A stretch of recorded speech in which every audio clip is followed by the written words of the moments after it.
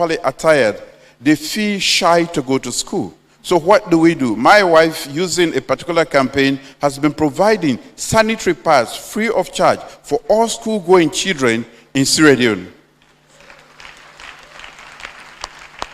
And I talk about menstruation without any fear or hesitation.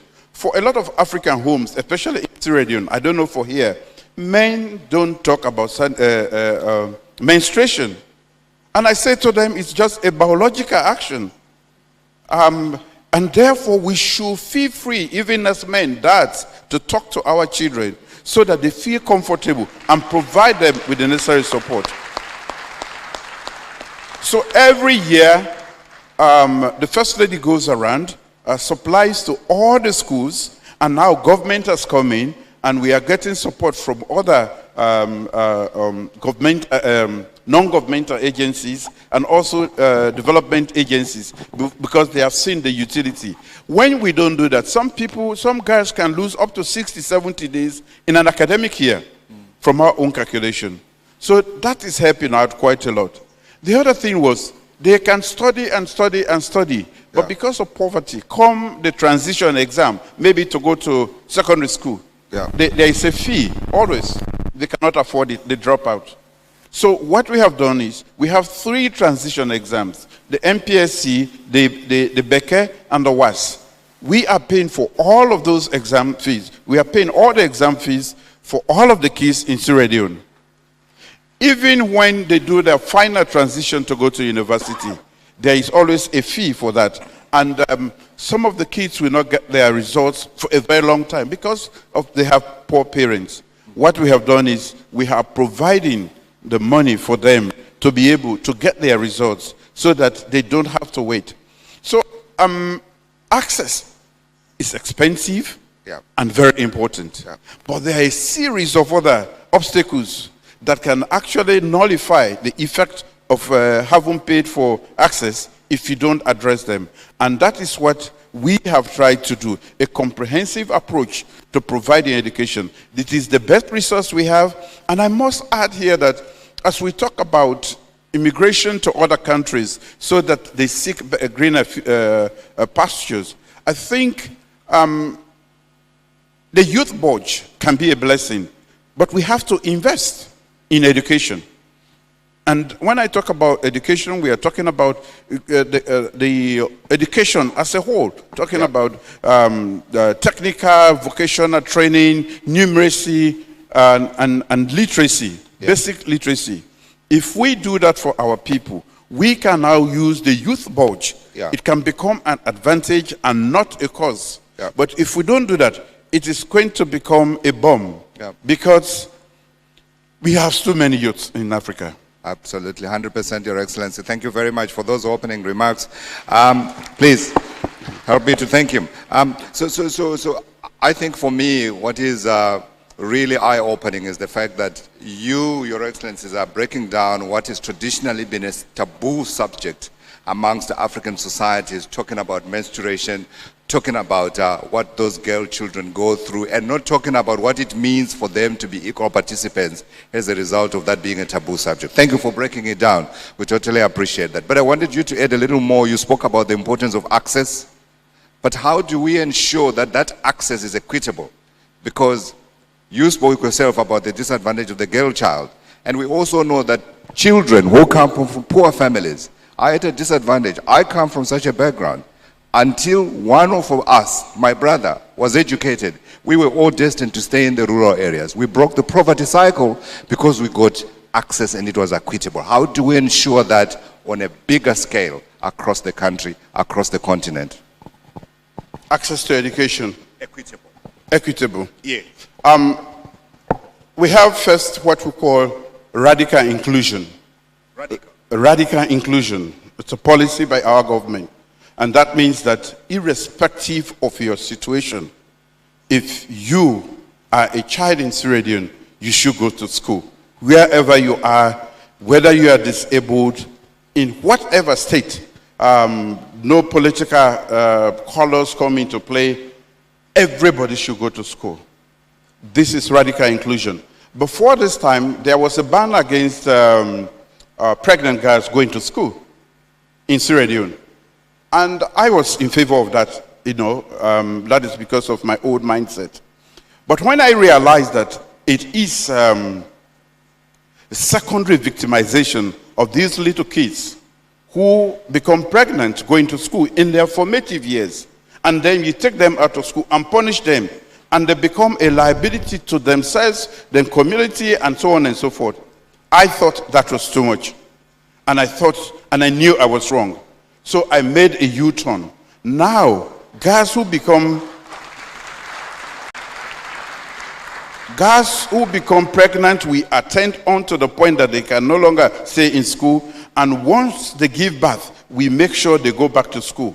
And interestingly, they have been performing extremely well because they realize they have made the mistakes. And most times, the mistakes are done with adults, people who are supposed to know better. But we blame the child, we blame somebody in 13, 14, 15 years old, and we want her to carry that blame or sin for the rest of our life. I think that is not. So one of the things we have done is to make sure that whether you are in the village, you can access education. And we are building the necessary digital infrastructure. We have trained more teachers for quality, and also to make sure that they can go as fast as they can to be able to give the quality of education. Because what we have to do in Africa also is not just education. It must be fit for purpose education. Education that we meet the needs of the future, a digital economy. That is what we are entering.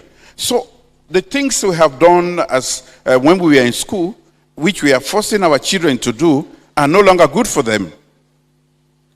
So we must look at the future and make sure that our children are acquiring the skills that will make them relevant for the future, not what we did. And that is what most of us as parents do. I did law, I want you to do law. I did medicine, you have to do medicine. No. I think you have to discuss with them. And what have we done? The youth who are going out, 30%, 33% of my cabinet are young people.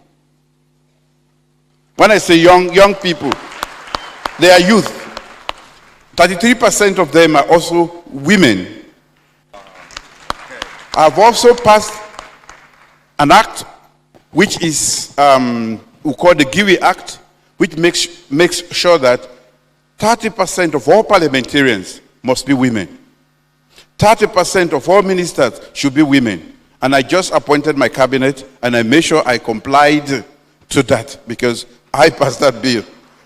And in the corporate world and in other fields of endeavor, we are making sure that nothing less than 30% for now, because this is the very first time we are taking this bold action. Yeah. They are women right across Sierra Leone. That is the beginning of making sure that the women feel part of us and they can contribute. After all, their population, they are more than 50% of our population. 100%. So it's like trying to do boxing with one hand behind you. Even a lazy man like me can fight any boxer with one hand behind him. Absolutely. You're going to lose. You can't do it with one hand. Your Excellency, thank you very much for those thoughts. Thank you. Thank you. And it's interesting. It sounds like, again, you were listening to the youth that were attending this seminar that I told you about. One of the things they said, children speak sometimes a little too forcefully. So they said, we demand that there must be a quota for young people in every cabinet in Africa. And I see that you have already started that work on your front. Thank you very much.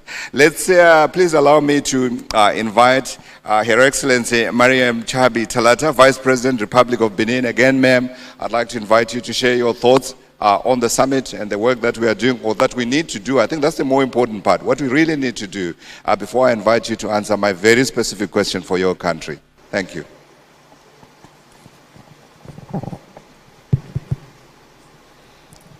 Merci beaucoup. Je commence par présenter mes remerciements à Madame la Présidente de la République unie de Tanzanie pour l'accueil, l'hospitalité Je présente mes hommages aux chefs d'État et de gouvernement ici présents.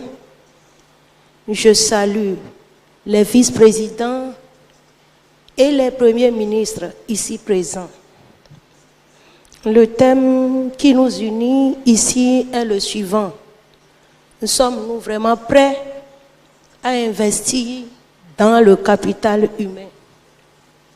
Moi, je viens d'un petit pays. Géographiquement parlant, c'est la République du Bénin. Nous sommes tellement petits que pour nous rendre visibles, nous nous appuyons sur le géant qui est à côté de nous.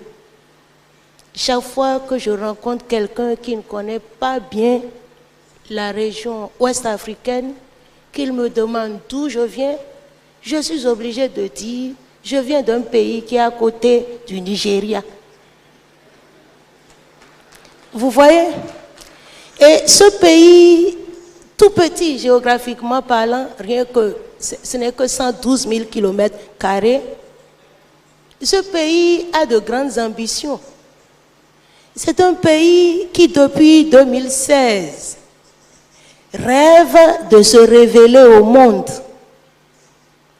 Mais comment se révéler au monde quand on n'a que 112 000 km²? Quand on n'a pas de ressources minières, comme le Congo, comme certains États qui rendent visible ou qui forcent la visibilité. Nous, au niveau de notre pays, le Bénin, nous ne sommes pas seulement prêts à investir dans le capital humain, nous sommes condamnés à investir dans ce capital pour nous rendre visibles. Parce qu'autrement, nous disparaissons. Et comment nous investissons? Comment nous faisons des efforts pour qu'au niveau de ce capital humain, notre pays soit visible? Nous avons été colonisés par les Français. Et au niveau de notre pays, le Bénin, c'est l'enseignement général qui l'emporte sur l'enseignement technique et professionnel. Cela veut dire quoi? Que pendant 6 décennies, au niveau de notre pays, nos jeunes ont été formés pour de longues études qui ne donnent pas droit à l'emploi. Et notre pays, le Bénin, pour aller de l'avant depuis 2016, a fait le choix de réformer son système éducatif, de faire en sorte que les tendances s'inversent. Par le passé, 70% de notre population scolaire se retrouvait dans l'enseignement secondaire général. Nous travaillons cette fois-ci à inverser les tendances, à faire en sorte que 70% se retrouvent dans l'enseignement technique et professionnel. Mais en faisant quoi? En prenant un certain nombre de mesures. Les Béninois sont connus pour leur engouement pour les études, leur engouement pour les longues études, parce qu'on croit que c'est ça qui fait l'homme. Quand tu ne vas pas très loin dans les études, tu n'es pas considéré. Alors que maintenant, nous avons constaté qu'on peut aller très loin dans les études et rester chômeur toute la vie. Nous travaillons à y mettre un terme, en faisant en sorte qu'il y ait de la qualité dans l'enseignement que l'on donne. C'est la raison pour laquelle nos premières actions en 2016 ont été d'arrêter les créations anarchiques d'écoles et de collèges. Les villages réclament des écoles, même s'il n'y a que peu de gens pour y aller. Les villes réclament des collèges. Depuis 2016, nous avons suspendu cet élan-là, parce que ça ne mène nulle part.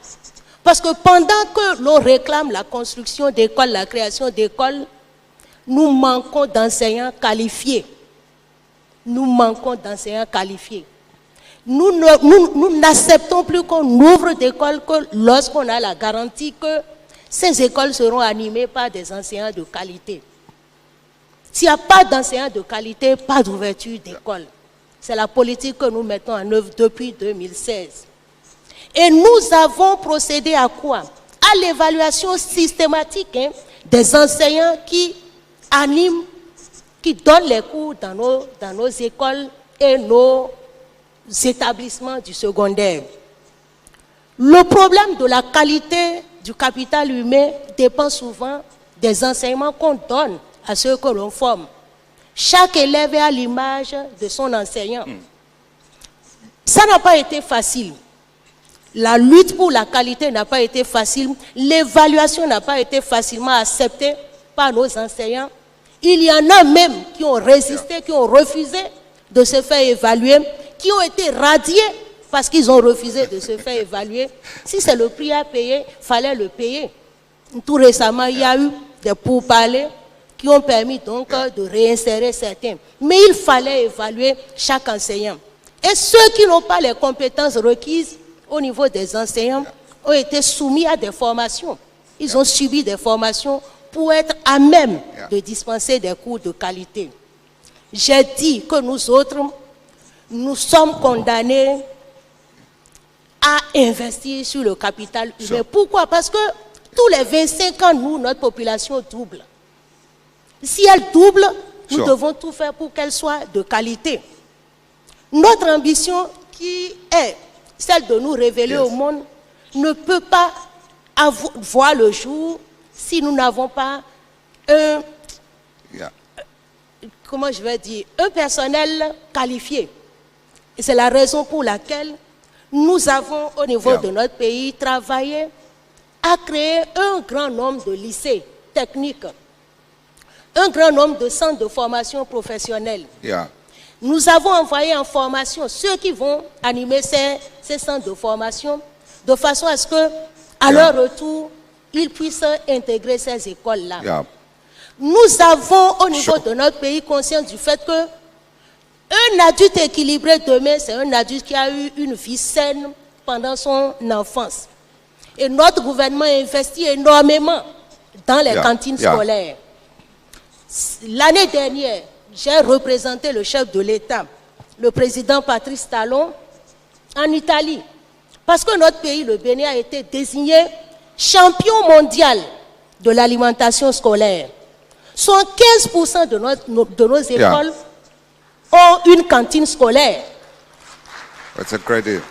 Notre ambition, c'est de faire en sorte que tous les villages, toutes les villes plutôt, aient des cantines. Aujourd'hui, nous avons couvert la plupart de nos villages en cantine scolaire. Il ne nous reste que les villes. Voilà. That's great work. That's great work. That's great work, Your Excellency. Thank you, thank you, thank you. Very interesting how you have dealt with the issue of teachers. I live in South Africa, and we have a very strong trade union, and the issue around trying to make sure teachers are competent and they are assessed and they do their job consistently. It's certainly been a very thorny one. Great lesson. Hopefully they can take that lesson as well. Before I let you go, one more quick comment, very quickly if you can.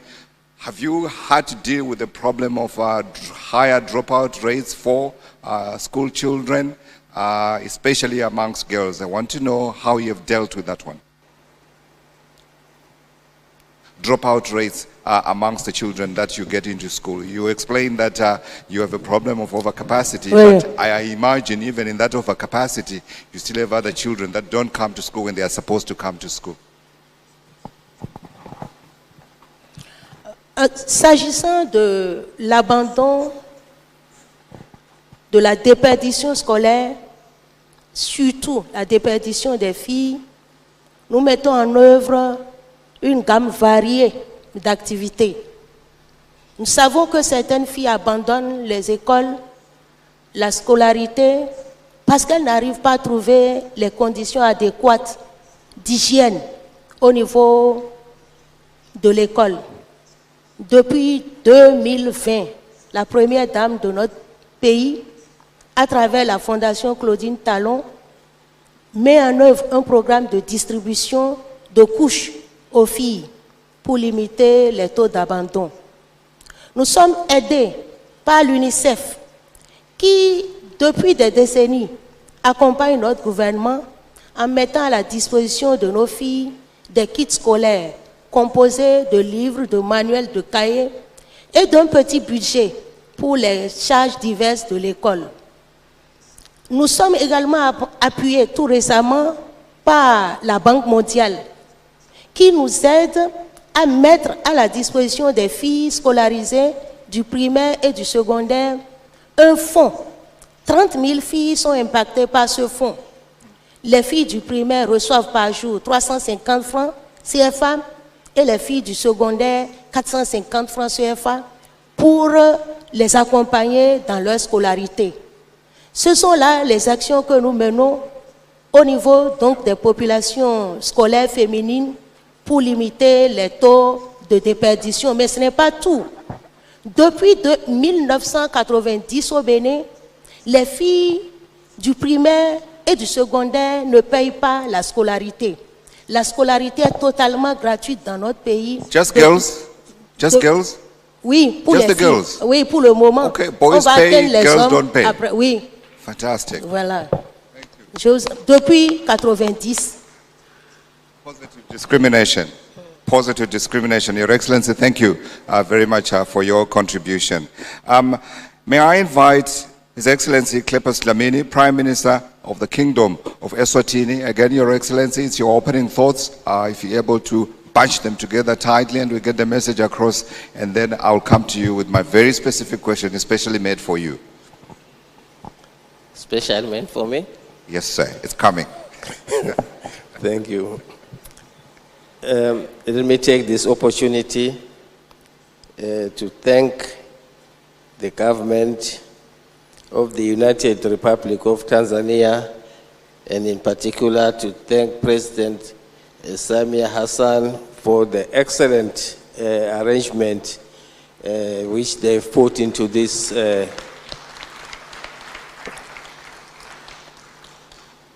for those who have arrived just today, I have to say they missed a lot because of what we saw at the dinner yesterday. I see President Chakwera is regretting. We had magicians literally dancing, I don't know what to say, standing on their head on top of another head. It was marvelous.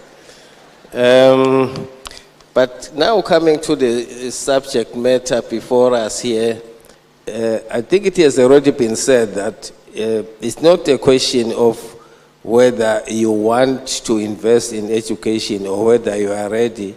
You have to invest in education, especially if you are in African state. If you look at the proportion of youth relative to the entire population, you can say that if you did anything other than invest in education, you'd be playing with fire. Today we learned that there is a difference between the number of years that you spend at school and the actual education that you get. You can have 10 years of schooling, but 6 years of effective education. And that was quite enlightening. I've always thought about it, but I've always known that rural schools perform poorly compared to urban schools. And I mean, and this is because of the effective years of education. Rural schools are short of, they have certain disadvantages. They may not have computers, they may not have libraries and laboratories, basics like electricity and water, which we take for granted in towns, but they are short in rural areas. You could talk about the teacher-student ratio, but if you don't have these facilities, it means nothing. The figures will just be deceiving you. In Eswatini, we have made very major strides in as far as investment in education is concerned. In our National Development Plan, education, that's 2023-27, education is one of the major pillars of this plan. We want to foster social and human capital development and nurture skills base able to adopt innovative technology. A lot has been said about the fact that today it is technology, not just education that is matters. Eswatini was amongst the first countries to be a member of the World Bank Human Capital Project Initiative. Human capital is one of 2 high-level objectives of our plan. In our country partnership program with the World Bank, we have put a lot of emphasis on education, especially primary education. In Eswatini, since 2010, primary education is free. The only thing that is lacking is that it is not compulsory. And I think I can see now that that's a gap lacking.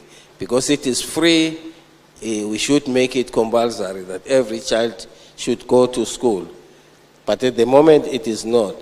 So the enrollment rate at primary school is in excess of 95% because it is free.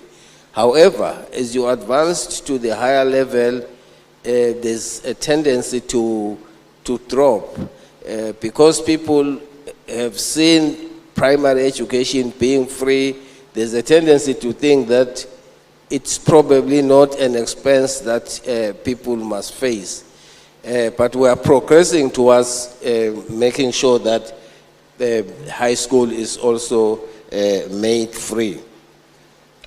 The quality of education itself, as I've already said, is a major factor in making sure that what we develop from, what we gain from that education is in fact effective. So what we have done now with we have created tertiary institutions, post-tertiary institutions such as TVETs and other colleges that teach skills-based kind of learning. Because what we see is that when people drop out, maybe after secondary school, they tend not to have the right skills for the job. So we have training that we get from different countries that help us with this, and we teach yet ready for work. They can be trained, even illiterate people, motor mechanics, electricity, and all sorts of things like that. Sure. So this is what we are trying to motivate and encourage. But we will continue to invest again in even at university level. We are introducing now medicines and other schools like that, and so that people can have practical skills that can help in the future. Our budget is the highest proportion of the budget, if you take in terms of overall expenditure, goes to education and health. Sure. Those are the sectors that take a higher proportion of our budget. Infrastructure, of course, is not neglected, physical infrastructure, but this is the main area of focus. Thank you. Thank you, Your Excellency. Thank you. I think the issue around skills is an important one. I can tell you that we have a small newsroom in our team in Johannesburg, and the kids that are coming through from the universities, we struggle to get them to quickly integrate and become active participants in generating news.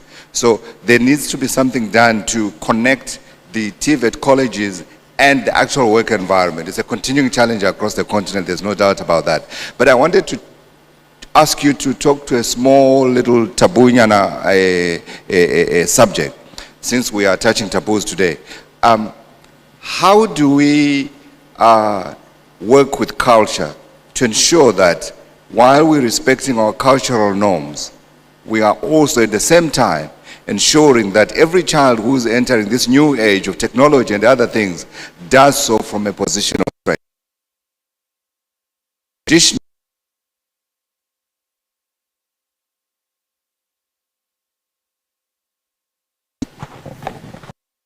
Thank you.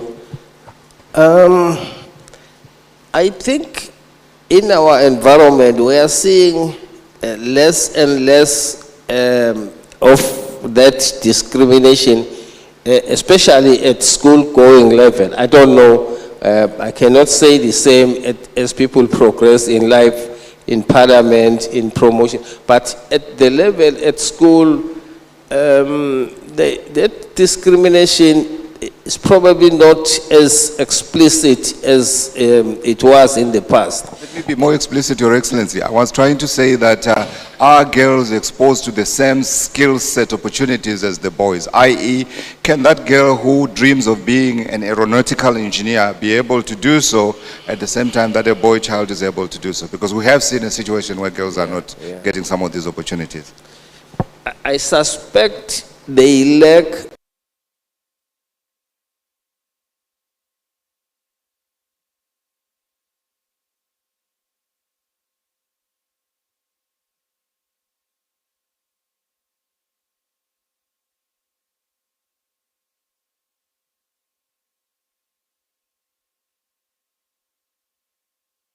role model even in the family. If you are a mechanic or a doctor and the mother is a nurse, the tendency is the boy child will want to be a doctor. So I think this is the attitude that we need to address almost directly. But in terms of financing at school, the opportunities should be the same. I totally agree with Your Excellency. Thank you. Thank you. So we need to normalize it, that a girl child gets as much chance as the boy child. We need to make it an everyday thing. Thank you, sir, for your contribution. Let me move on. We have two excellencies remaining that we need to get to and get their views. May I invite His Excellency Hamza Abdi Bare, Prime Minister, Federal Republic of Somalia. Before you start, Your Excellency, I wanted to tell you that I personally have adopted Somalia as my country in terms of our coverage because I know where Somalia is coming from. 1991, I was in Nairobi covering that war. Thank you. Thank you very much. Thank you very much, brother. Esteemed heads of states and governments, honored guests, ladies and gentlemen, I am honored to be amongst you today here as we discussed a question that is important to our future of our continent. Are we ready to invest in the education and productivity of African youth? The answer I have been contemplating is we have no choice but to be ready. In the case of Somalia, although Somalia has established the right to education for all, millions of Somali children and youth lack of foundational skills in reading. Tackling learning poverty in Somalia is a complex challenge that is made worse by a number of issues. I consider the next 5 obstacles to be the most critical. First, I want to talk about some challenges that we are facing. Then, maybe later on, I come to the solutions that we are committed to undertake to fix these problems in our capacity. First obstacle is pervasive conflict, insecurity, and prolonged instability. Somalia has, as you know all, gone through some very challenging times in the past few decades. The ensuing instability has disturbed the functioning of schools and uprooted students and teachers. However, extremist groups such as Shabab significantly contribute to the learning poverty in Somalia. They frequently attack schools and education infrastructure. They target educational facilities, teachers, and students as part of their broader campaign to instill fear and exert control over people. Secondly is the limited infrastructure and resources.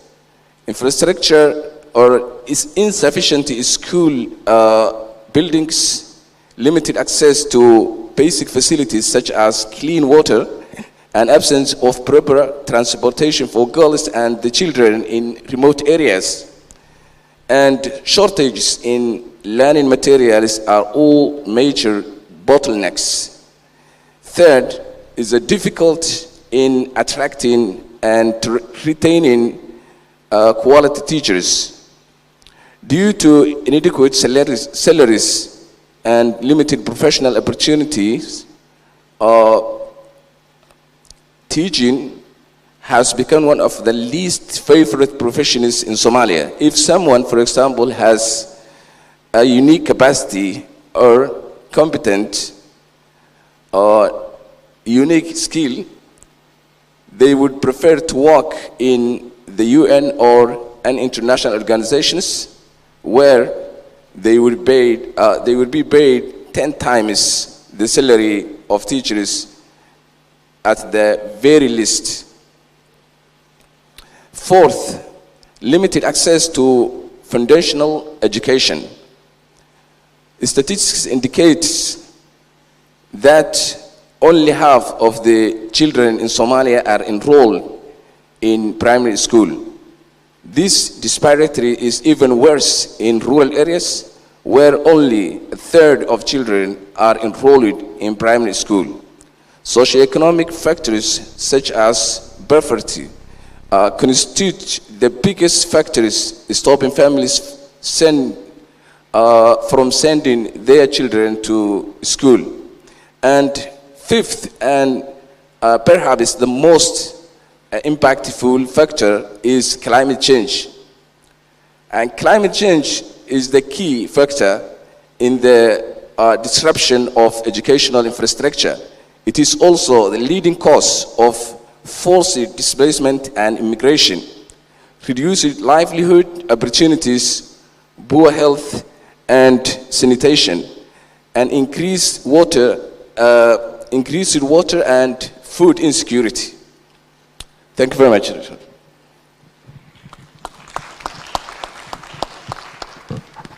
Thank you, Your Excellency, and for introducing, I think, a subject matter that is all around us, that all of us, wherever we are, which part of the continent we're coming from, is certainly one that we talk about every single day. By the way, the issue around no one wanting to be in teaching isn't unique to you.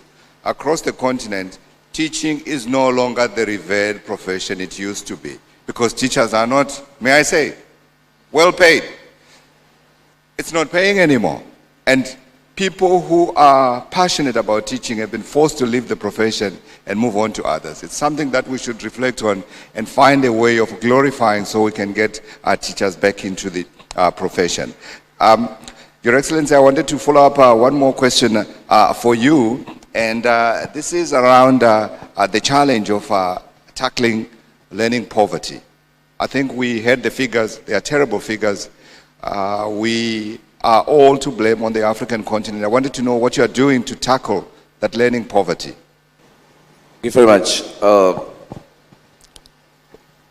As you all may be aware, the government of Somalia has undertaken a comprehensive campaign this past year to eradicate extremist elements across the country, to bring the peace first.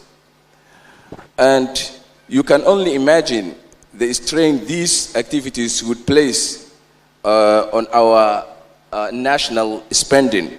However, despite the fiscal strains and limited resource, we have demonstrated our commitment to expanding access to education and tackling learning poverty by taking specific policy actions and investing in the solutions to address the bottlenecks and challenges facing the educational ecosystem in Somalia.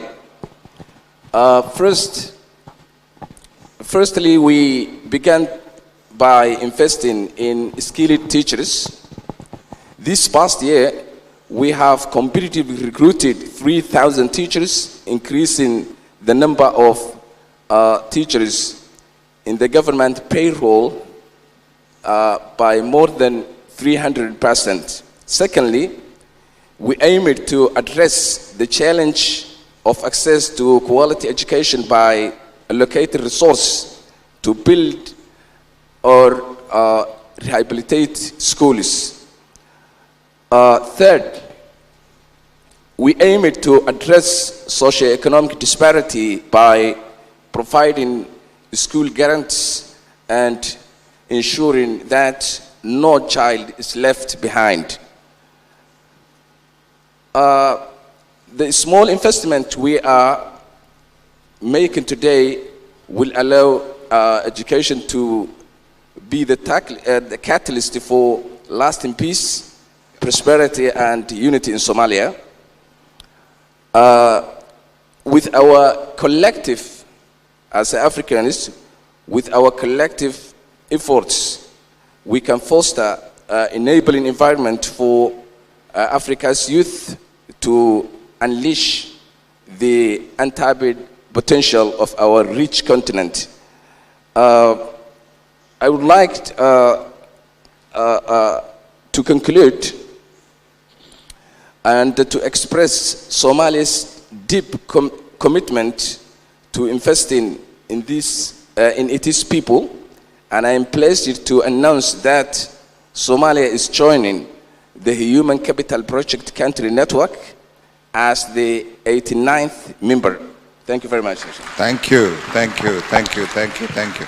And thank you for anticipating my last question as well. You have already declared the commitment. I'm coming back to Your Excellencies to come for my one commitment from you as we close. If I can come to you, Prime Minister Dlamini, your one commitment to us here listening today about what you're doing to advance our goal of ensuring that we realize the demographic dividend. Just one.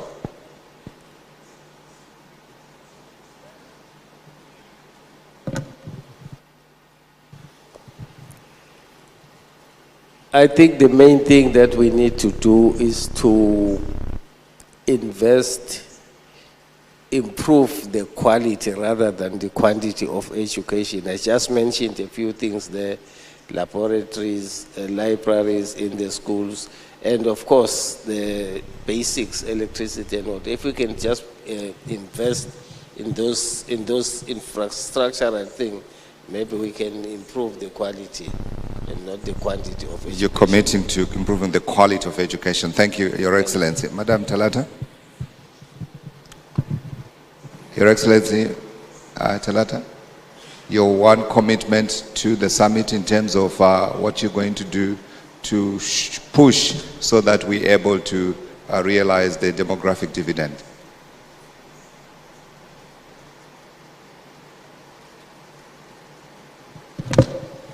It looks like it still works, yes.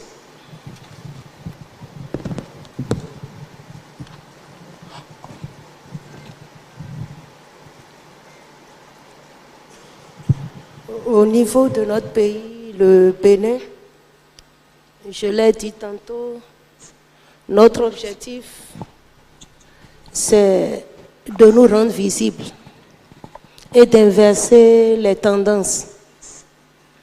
Nos jeunes ont coutume de traverser des pays, de traverser des océans pour aller chercher les meilleures formations, les meilleurs emplois à l'extérieur. Nous voulons que désormais ce mouvement s'inverse, comme le cas observé tout récemment entre l'Espagne et le Maroc.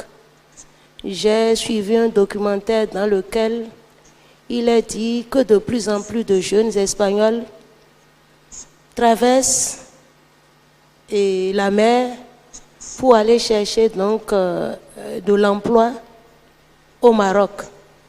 Nous voulons faire de notre pays un pôle d'excellence en ce qui concerne la qualité, en créant une cité internationale de l'innovation et du savoir qui offre un cadre d'accueil à des institutions de formation africaines et internationales. Yeah. C'est notre objectif. Thank you. Thank you very much. Thank you very much, Your Excellency. Thank you. If I can come to you, that's Your Excellency President Bayo, Sierra Leone.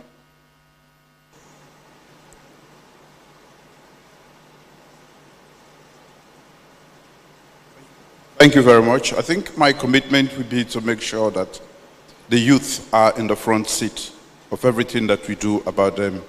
I have started, and I will make sure that that is entrenched and becomes the norm.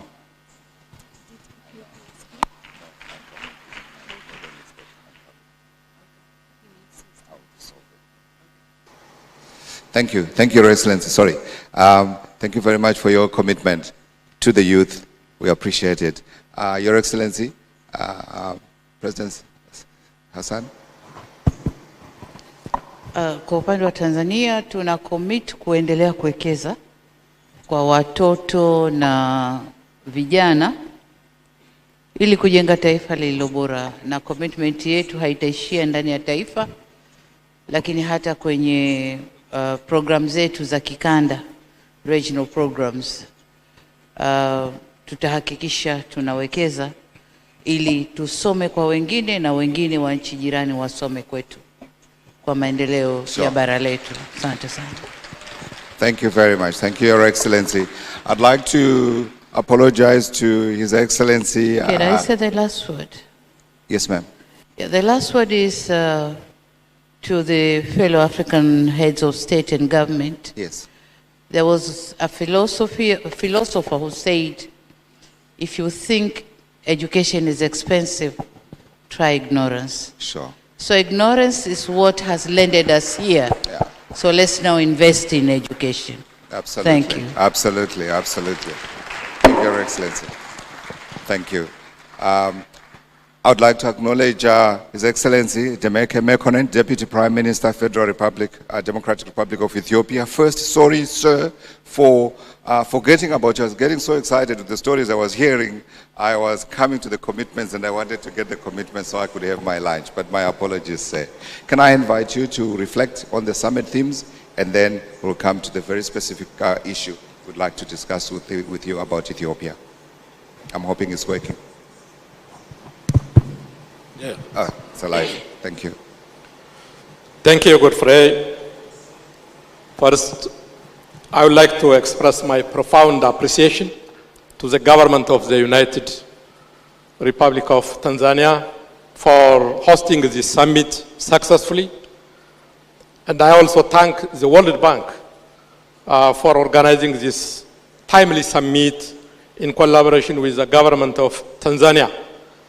Perhaps in my country, during the last 2 years, during the challenging times, the World Bank was with us.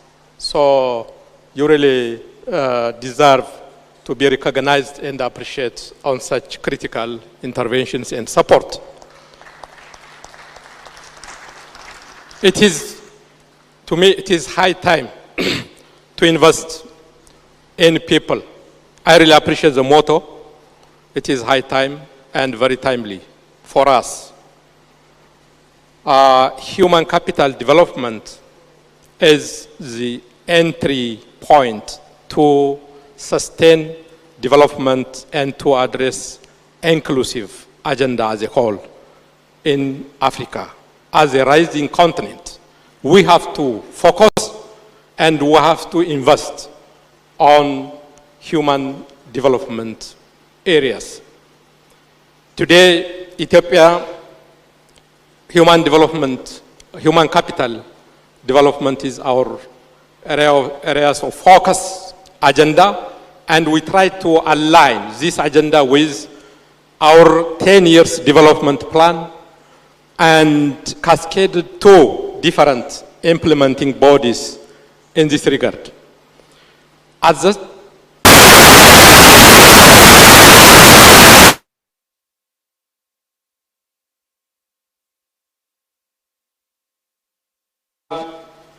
few pillar agendas on us. The issue of access.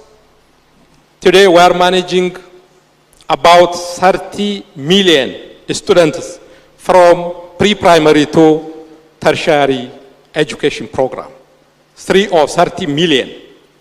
From this, we're also 5.2 million students are benefiting from school feeding programs, especially in drought-affected areas, in remote and in the pastoralist areas, and in other pocket areas. The school feeding program is really very important issue for kids, especially for girls, for access and even for quality issues. The second one is the quality issue. To ensure the quality issue, we developed a package, a school development program, leadership program, curriculum development, and other necessary inputs around the one. This is really very important for successful learning outcomes and the like. The third one is about inclusive. Education should be inclusive in terms of gender, in terms of area, in terms of special needs and the like. This is very critical and important one, and we're working on that. And the other one is free. Education should be free, especially for primary and secondary schools. In our country, in Ethiopia today, from primary to secondary education, nearly 28 million students. School service is free at all. This is really very challenging business and responsibility. Education is capital intensive. So to address and to sustain this, education needs a serious commitment and the stakeholders mobilization around this agenda. The other is affordability. In tertiary education program, nearly 80% of the cost covered by government, around 10% covered by students. That is a reasonable and affordable cost sharing mechanism at tertiary education level. Generally, when you talk about education, the learning outcome has to be prudent, and that should be that should address the need of the economy, the need of the industry, and the relevance issue is very critical. Based on this, we're trying to assure quality and sustainable relevance programs across the country. My final point on this part is when you talk about human capital development, health, education, water, agriculture, all pro-poor sectors are very important. Our approach in terms of budget and leadership is we're focusing on poverty-oriented sectors. For example, 60% of our budget allocated to pro-poor sectors, to education, to health, to water, agriculture, to ensure nutrition, food security programs, and others. And again, in education, 22% of our annual budget allocated to education, and nearly 14% of our budget allocated to health program. Our plan in the upcoming times, especially by 2030, to increase this 22% to 24%, and now from our GDP, 4% of our budget goes to education. This is very challenging and needs a serious effort to sustain this commitment. Generally, we're here, but with a serious challenge and serious crisis, and to sustain that and to keep the momentum, human development issue is a survival and existential issue to Africa and to my country, Ethiopia. Absolutely. Thank you. Thank you. I hear the clear political commitment to ensuring that education is prioritized. But how are you doing it in this environment? Whereas we have been talking about everywhere, fiscal space is limited because the priorities that are competing for the money that you have are so many. How does education survive in that environment and get more so we do more? Thank you. As I said it before, it is capital intensive and very challenging. But all education actors has to march together towards this agenda.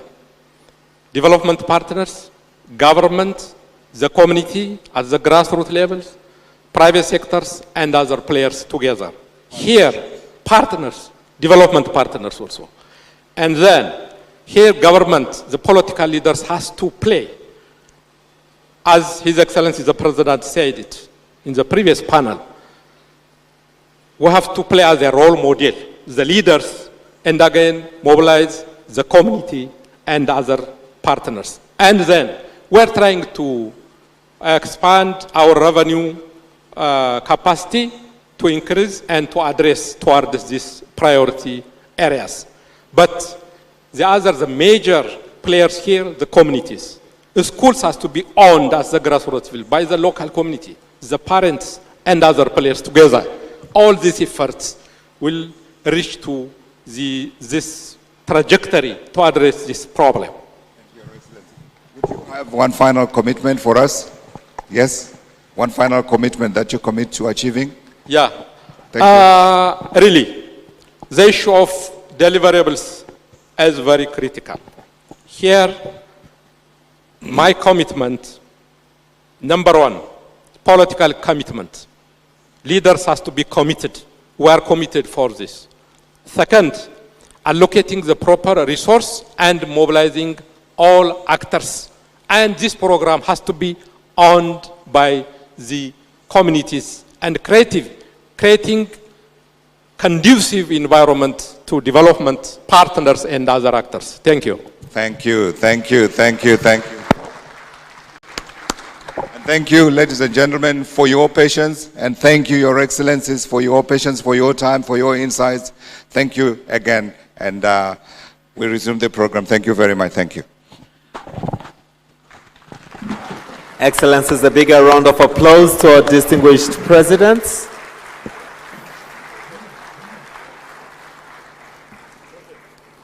Can we stand up as they take their seats? And let's continue to clap their hands.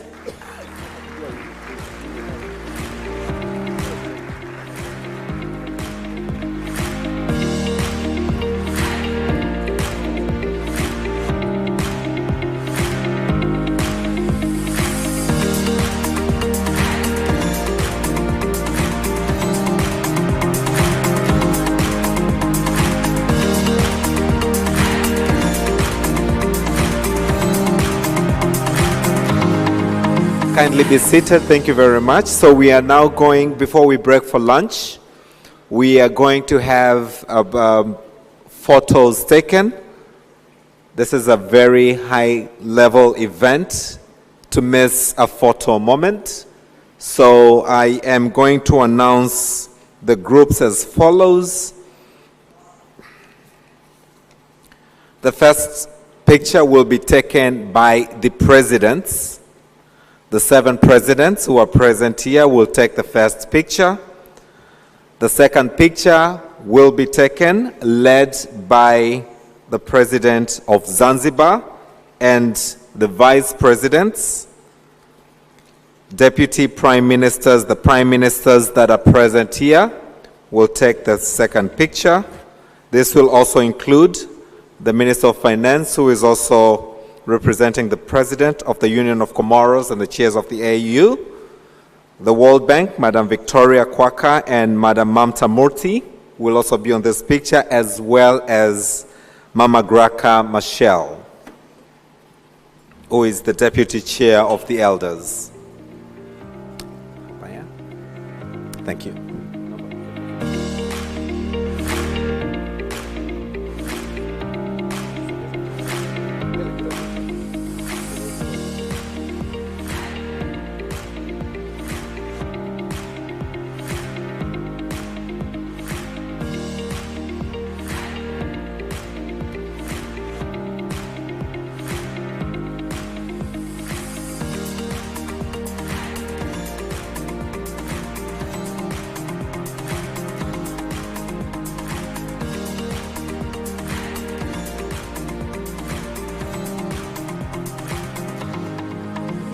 heads of delegation that are present here will take the third picture, to be followed by international and regional cooperation bodies representatives who are here. Honorable ministers will take the fifth picture, and the final picture will be for the Secretariat. May I now have the honor to invite back to the stage Her Excellency Samia Suluhu Hassan, President of the United Republic of Tanzania. May I also kindly, you'll use these stairs to come up and those stairs to go down. May I also invite His Excellency Philippe Jacinto Nyusi, President, Republic of Mozambique.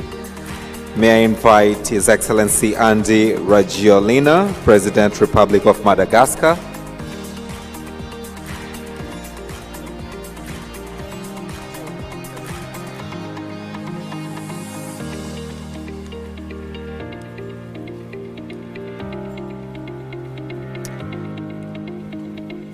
May I invite Dr. Lazarus Bakanthi, His Excellency, the President, Republic of Malawi. May I also invite His Excellency Carlos Manuel Villanova, President, Democratic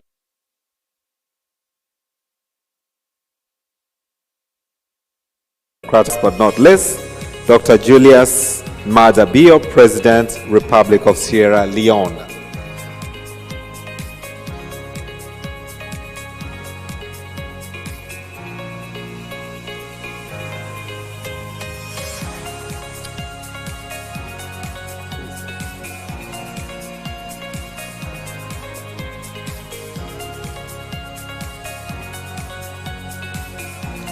May I kindly, Your Excellencies, request you to please stand up.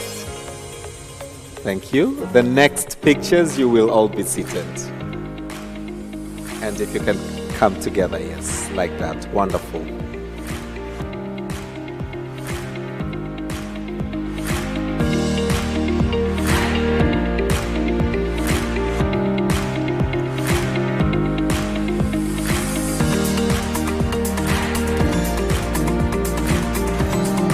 Thank you very much. Kindly, you may sit now. As I invite to the stage His Excellency Dr. Hussein Ali Mwinyi. Kindly come to the stage. Your Excellency, please remain on the stage. Yes.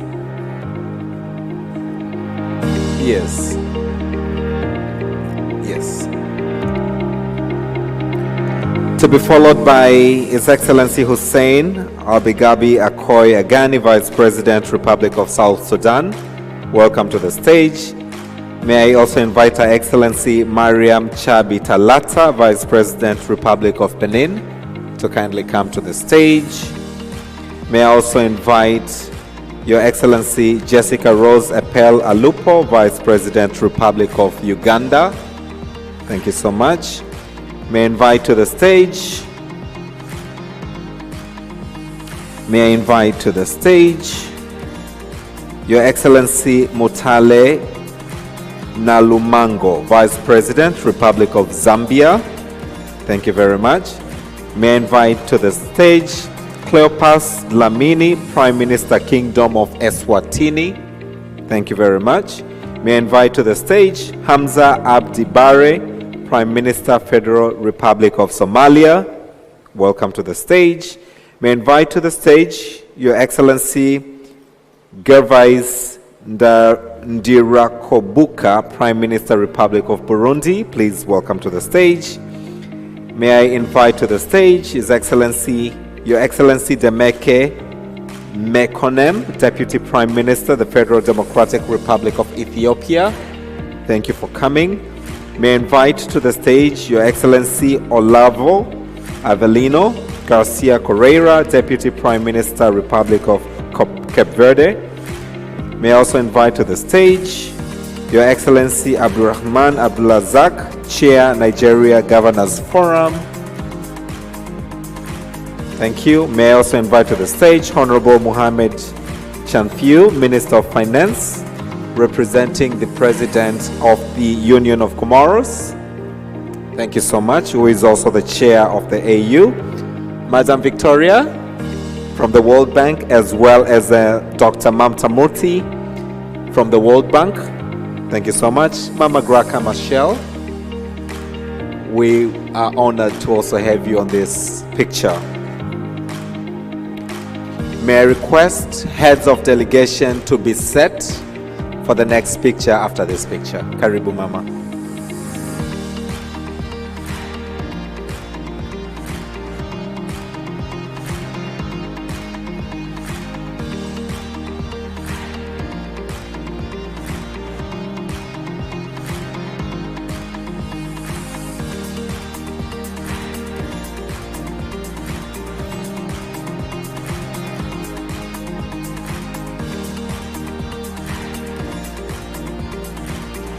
Asante sana, please use the stairs on your right hand. The presidents, please remain seated. The members at the back, kindly use the stairs on the right hand to exit the stage. As I invite through your right hand, the heads of delegation, kindly you will stand behind the presidents. Algeria, Angola, Botswana, Comoros, Djibouti, DR Congo, Egypt, Gabon, Ghana, Ivory Coast, Libya, Namibia, Nigeria, Rwanda, Seychelles, South Africa, Togo, Tunisia, and Zimbabwe.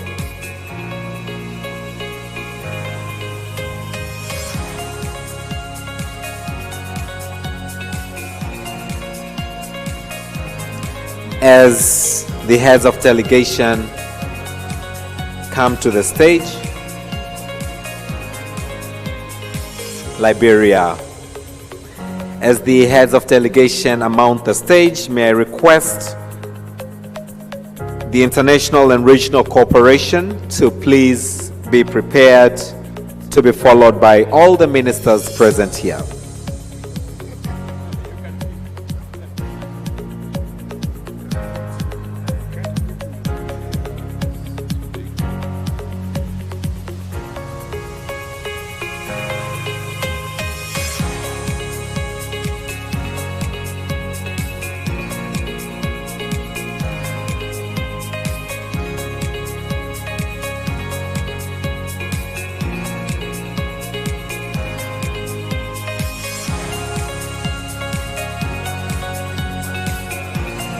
Thank you very much.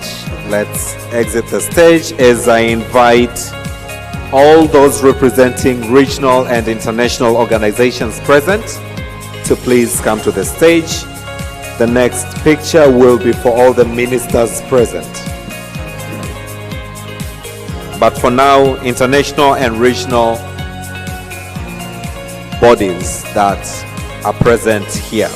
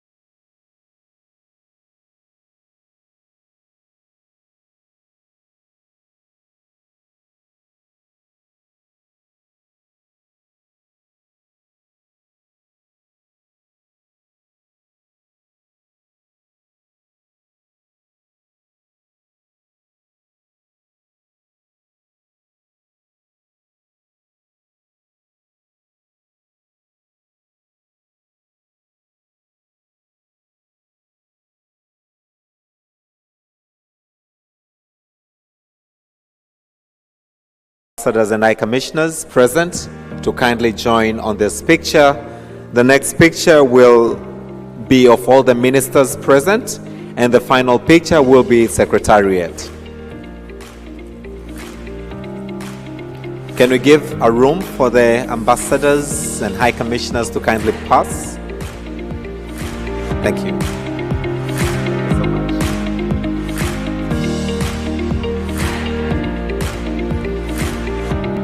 Excellencies, ambassadors and high commissioners, kindly for the next pictures. Honorable ministers, you will take the next picture.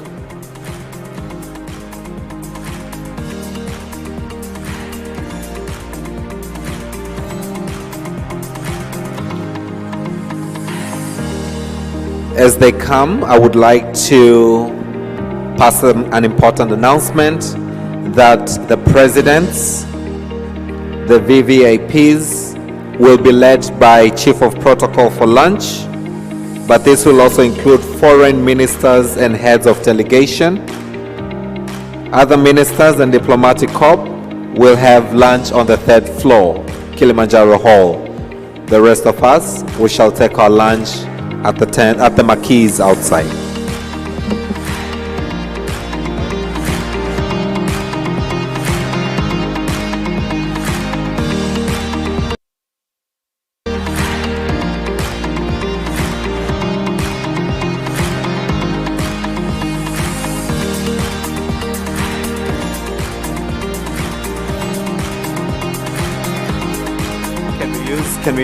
As on my left, can we come through this side? As I allow the ministers now, request the ministers to come through to the stage through the stairs and stand at the back.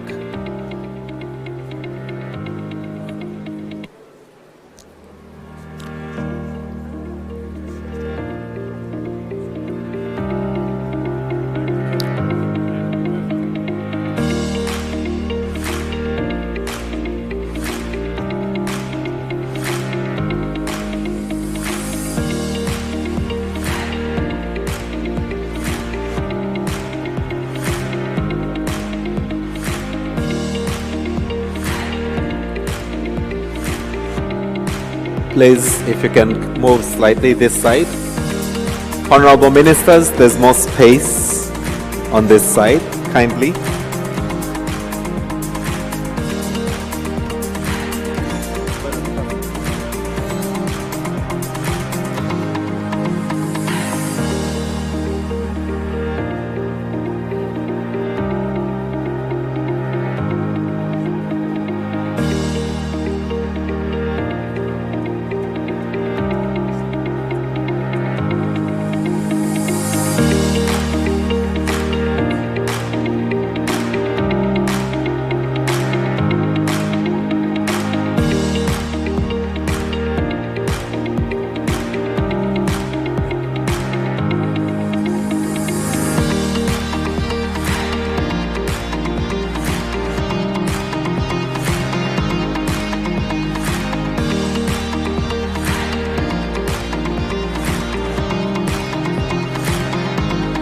Thank you very much. And the final picture is the Secretariat.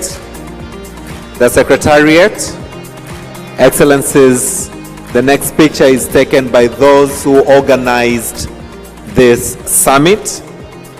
And as they come, may I request the Secretariat to please come to the stage for the final picture. And as you come to the stage, I would like to read this special message. I would like to acknowledge the exceptional work of the many people who contributed to making today such a successful and impactful event. The joint teams of officials from the government of Tanzania and the World Bank have been working tirelessly over the past months. Please join me in recognizing their hard work, their teamwork, and their exceptional efforts. I would also like to recognize the generous support of our sponsors for this event, including the Gates Foundation, the MasterCard Foundation, the Early Learning Partnership, and the Government of Korea, and the Global Financing Facility.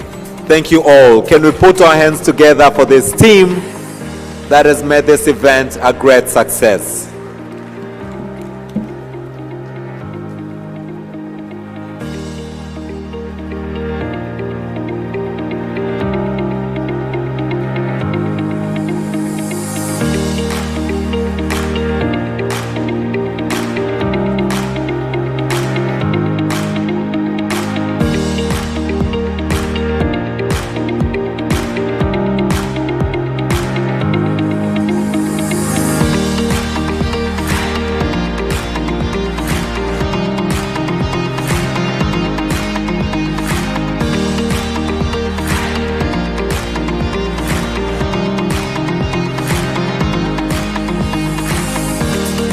Thank you very much. Can we put our hands together once again for the committee for the wonderful work? Thank you very much.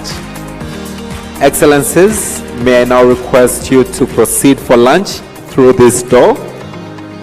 Karibuni sana, enjoy your lunch. Ministers will go to the third floor, permanent secretaries and other VIPs to the third floor, Kilimanjaro Hall, and the rest of us to the marquee. Thank you so much.